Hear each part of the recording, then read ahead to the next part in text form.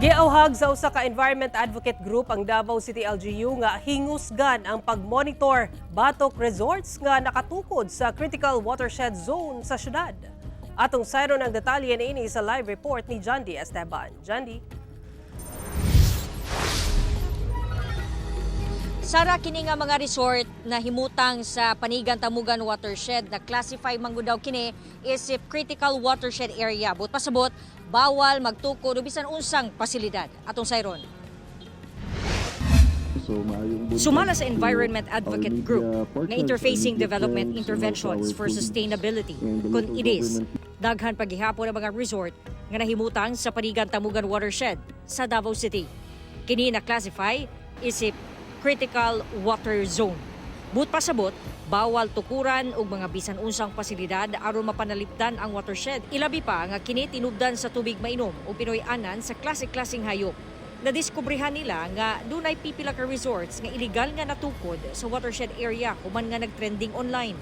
Ang critical watershed zone man gud na siya diha sa Panigan-Tamugan. So kung unsa man ang mga activities nila dito, then maapil gid siya og ka-collect dito. There are filtration and treatment systems that are put in place, but it is one of our protection measures to clear the headwaters, no? Because these are again a conservation area. Giauhag sa IDIS ang mga hingtungdang ahensya nga hingusgan ang pagpanalipod sa mga watershed area sa syudad.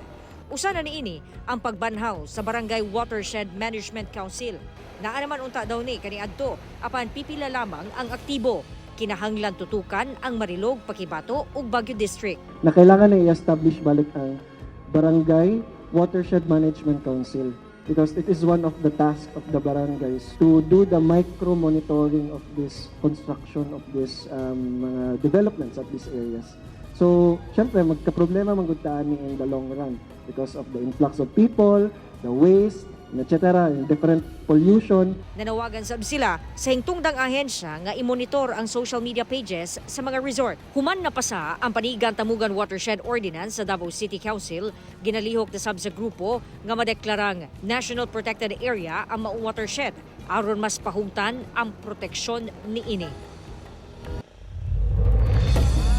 Nanawagan usab ang grupong IDIS ngadto sa publiko nga kung dunay makita o di ba kaha masayran nga mga construction o development sa watershed area mamahimo nga ipahibalo kini sa barangay o di ba kaha sa hingtungdang ahensya.